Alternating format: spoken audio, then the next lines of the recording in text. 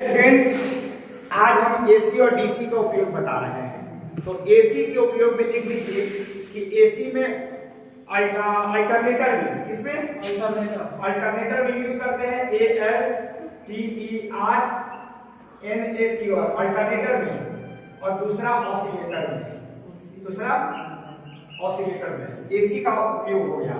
और डीसी में हो जाएगा धातु शोधन में, किसमें धातु शोधन हो गया। एक और यूज हो जाएगा इलेक्ट्रोप्लेटिंग में, ठीक है, इलेक्ट्रोप्लेटिंग में।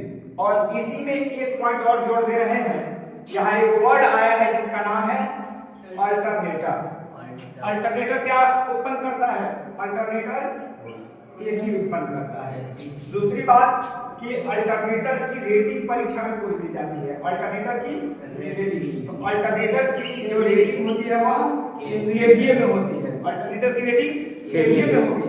और आपका ट्रांसफार्मर की भी जो रेटिंग होगी, वह आपके केवीए में होगी। और सबसे इंपॉर्टेंट एक सवाल ट्रांसफार्मर से रिलेटेड कि ट्रांसफार्मर किस सिद्धांत पर काम करेगा? Mutual inductance. आपका सह प्रेरण, और सह प्रेरण का दूसरा नाम है अन्योन्य प्रेरण। क्या नाम है? अन्योन्य प्रेरण।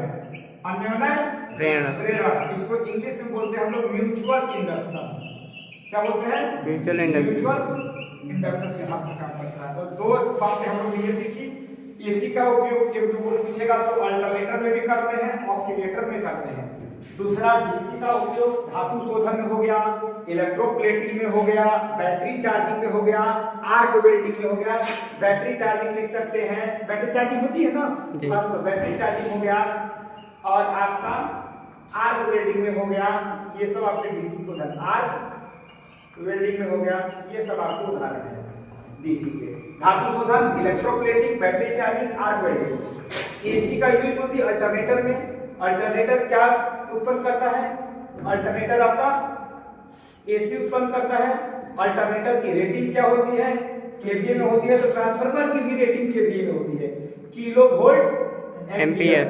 और ट्रांसफार्मर की भी रेटिंग केवीए में होगी। ट्रांसफार्मर किस सिद्धांत पर काम करेगा? तो सह प्रेरण या अन्योन्य प्रेरण, इंग्लिश में बोलते हैं म्यूचुअल इंडक्शन। ठीक है, इन बातों को, छोटे छोटे बातों का आप ध्यान रखिए। छोटी छोटी चीजें याद होंगी तो फिर आपको आगे काम आएगा। ये सब सारी चीजें सेकेंड ईयर में भी आपको मिलने वाली है। धन्यवाद।